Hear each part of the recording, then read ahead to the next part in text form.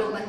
शाहजहांपुर में उत्तर प्रदेश सरकार के मंत्री प्रभारी मंत्री नरेंद्र कश्यप ने जिला अधिकारी धर्मेंद्र प्रताप सिंह के साथ रौजा मंडी में धान क्रय केंद्रों का निरीक्षण किया। इस दौरान उन्होंने किसानों से बातचीत की और धान खरीद योजना के बारे में जानकारी प्राप्त की। जिला अध्यक्ष केसी मिश्रा ने बताया कि जनपद में अभी तक 7472 कृषकों के माध्यम से 55,437.846 मीट्रिक टन धान की खरीद हो चुकी है। प्रभारी मंत्री ने निर्देश दिए कि शासन की महत्वपूर्ण योजना धान खरीद से अधिकाधिक कृषकों को लाभान्वित करने का हर संभव प्रयास किया जाए। मंत्री ने किसानों को जागरूक करने के निर्देश दिए और कहा कि किसानों को अपनी सही उपज का पूरा एमएसपी का लाभ मिले, यह सुनिश्चित किया जाए। उन्होंने कहा कि सभी सरकारी क्रय केंद्रों पर धान की तौल पर भुगतान व्यवस्था संतोषजनक है। इस अवसर पर जिला अधिकारी प्रशासन रजनीश कुमार मिश्रा, नगर मजिस्ट्रेट मंडी सभापति प्रवेंद्र कुमार, जिला खाद्य विपणन अधिकारी राकेश मोहन पांडे एवं मंडी सचिव रिंकू कुमार कश्यप सहित अन्य संबंधित अधिकारी मौजूद रहे।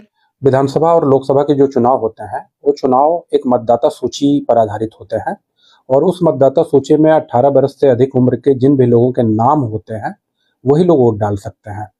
और वोटर लिस्ट को बनाने का काम भारत निर्वाचन आयोग स्थानीय प्रशासन की मदद से करता है, जिसमें उसके इलेक्टोरल ऑफिसर्स होते हैं, बूथ लेवल ऑफिसर होते हैं और उनके माध्यम से ये काम किया जाता है। अभी आप लोग सुन रहे होंगे कि SIR हो रहा है और बहुत लोगों को कन्फ्यूजन है या बहुत सारी बातें इधर उधर की लोग करते हैं, तो मैं सभी लोगों की जानकारी के लिए एक जगह पे ये बताना चाहता हूँ कि SIR मतलब स्पेशल इंटेंसिव रिवीजन, यानी कि विशेष गहन पुनरीक्षण। क्या होता है कि जो वोटर लिस्ट होती है वो दो तरीके से बनती है। एक वोटर लिस्ट होती है जिसमें पुरानी वोटर लिस्ट रहती है और उसमें से जो लोगों के नाम कटने होते हैं कट जाते हैं और जिनके बढ़ने होते हैं बढ़ जाते हैं और शामिल हो जाता है, उसको बोलते हैं हम लोग समरी रिवीजन। ये जो है ये इंटेंसिव है क्योंकि इसमें वोटर लिस्ट नए सिरे से पूरी की पूरी तैयार होगी और ये स्पेशल इंटेंसिव है, तो इसलिए इसका नाम SIR है। अब इसमें करना क्या है आपको कि SIR 2026 जो कार्यवाही चल रही है इसमें हर बूथ पर एक बूथ लेवल ऑफिसर नियुक्त है।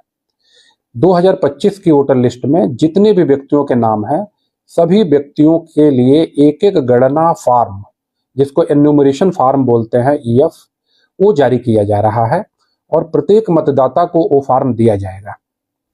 ये जो फार्म है ये ऐसा फार्म नहीं है कि सामान्य फार्म हो, कोई फार्म कोई भी भर सकता है।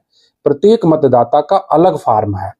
जैसे आप फार्म को देखेंगे तो उस फार्म पे उस मतदाता का नाम लिखा हुआ है, उसकी बाकी डिटेल है, उसकी फोटो लगी हुई है और एक QR कोड भी साथ ही में जनरेट है आयोग की ओर से, ताकि उसकी पहचान की जा सके। अब जो मतदाता है उसको क्या करना है इस SIR 2026 के तहत, जैसे ही बूथ लेवल ऑफिसर आपको आपका गणना फार्म, इन्यूमरेशन फार्म दे के जाता है, आप उसको पढ़िए। उसमें आपको अपने माता का, पिता का, अपने पति या पत्नी का नाम लिखना है और उसका जो फोटो आइडेंटिटी कार्ड होता है, एपिक कार्ड, उसका नंबर डालना है उस पे। साथ ही साथ आपको उसमें अपनी जन्मतिथि भरनी है, आधार नंबर भरना है और मोबाइल नंबर भरना है। ये तो बेसिक चीज आपको भरनी है, ये सबके पास होता है और सब लोग बहुत ही आराम से भर देते हैं। इसको भरने के बाद नीचे आप देखेंगे तो फार्म में 2 बॉक्स बने हुए हैं। वो बॉक्स इसलिए बने हुए हैं कि 2003 में जब स्पेशल इंटेंसिव रिवीजन हुआ था, ये जब पुनरीक्षण हुआ था, गहन पुनरीक्षण, तो उस समय जो वोटर लिस्ट बनी हुई थी उस वोटर लिस्ट में अगर किसी का स्वयं का नाम है तो 2 बॉक्स में से एक बॉक्स जो स्वयं का है उसमें 2003 की वोटर लिस्ट के जिस बूथ नंबर पे, जिस विधानसभा नंबर में और जिस क्रमांक पे उस आदमी का नाम है वो फार्म में भर देना है। अब मान लीजिए आपका नाम नहीं है, क्योंकि नेचुरल आप देखेंगे कि 2003 की वोटर लिस्ट है तो 2003 में जो लोग 18 साल के रहे होंगे या उससे ऊपर के उन्हीं का नाम रहा होगा। तो बाद के जो लोग हैं वो क्या करेंगे इसके लिए, तो अगर उनके माता पिता, दादा दादी, नाना नानी, उनके जो संबंधी हैं ऊपर, अगर वो ब्लड रिलेशन के लोगों के नाम हैं तो उनका वो नाम और जहां पे उनका नाम 2003 की वोटर लिस्ट में था, जिस विधानसभा में, जिस भाग संख्या में, जिस क्रमांक पे, आपको भर देना है। बहुत सिंपल। अगर दोनों ही सिचुएशन नहीं है, आपका भी नाम नहीं है, आपके किसी संबंधी का भी नाम नहीं है, तो आप उसको खाली छोड़ दीजिए। जो मैंने 4-5 चीजें बताई हैं कि अपनी जन्मतिथि, माता पिता, पति का नाम, एपिक नंबर, मोबाइल नंबर, आधार कार्ड का नंबर भरिए और उस फार्म को अपनी सिग्नेचर करिए और सिग्नेचर करके BLO को वापस कर दीजिए। BLO को वापस करते समय उससे एक कॉपी रिसीविंग के रूप में लेना ना भूलिए, वो सबको रिसीव करके देगा। अब इसमें मैं एक दो बातें बताना चाहता हूं।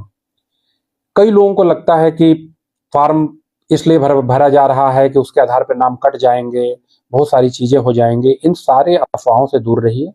जितने भी लोग फॉर्म भर के देंगे, चाहे उनका नाम 2003 की वोटर लिस्ट में है या नहीं है, वो जैसे ही फॉर्म भर कर देंगे, सारे लोगों का नाम 9 दिसंबर को जो ड्राफ्ट पब्लिकेशन होगा वोटर लिस्ट का, उसमें आएगा। और उसके बाद, उस वोटर लिस्ट में आने के बाद, जिन लोगों के नाम 2003 के वोटर लिस्ट में नहीं होगा, उन लोगों को जो हमारे इलेक्टोरल रजिस्ट्रेशन अधिकारी हैं, निर्वाचक रजिस्ट्रीकरण अधिकारी, वो नोटिस जारी करेंगे। उस नोटिस पर सुनवाइयां होंगी, उसके बाद उसमें डिसीजन होगा। बट अभी का जो प्रोसेस है, उस प्रोसेस में आपको फॉर्म भर के देना है, और जो भी फॉर्म भर के दे देगा उस सब का नाम वोटर लिस्ट में आ जाएगा। इसलिए आप लोग किसी भी प्रकार के अफवाह में न आए। दूसरी बात, आयोग ने एक बहुत बड़ी सुविधा दी है कि आप voters.eci.gov.in पर जाइए। वहां पे अपना मोबाइल नंबर जो आपका रजिस्टर्ड होगा आपके एपिक कार्ड के साथ, या एपिक कार्ड का नंबर डालिए और अपना गणना प्रपत्र वहां से डाउनलोड कर लीजिए और उसको भर के वहीं पे जमा कर दीजिए। दोनों में से कोई भी काम कर सकते हैं। जब आप इस वेबसाइट पे जाएंगे तो वहां पे 2003 की वोटर लिस्ट भी पड़ी हुई है। उस वोटर लिस्ट को डाउनलोड करके आप उसमें अपना नाम, अपने परिवार वालों का नाम देख सकते हैं। तो ये सारे प्रकार की सुविधाएं दी हैं। कोई भी व्यक्ति का नाम छूटेगा नहीं, और जो भी लोग फॉर्म भर के देंगे उनका नाम वोटर लिस्ट में आएगा। इसलिए ये 4 दिसंबर से पहले आप सभी लोग गणना प्रपत्र को भर के दे दीजिए। और मैं तो ये बोलूंगा, आप इंतजार मत करिए 4 दिसंबर का। अगले 5-7 दिनों में ही जल्दी से जल्दी फॉर्म को भर के अपने बीएलओ को वापस करिए। ऑनलाइन भरना चाहते हैं तो ऑनलाइन भरिए, और किसी प्रकार के अफवाह में या गलतफहमी में मत आइए।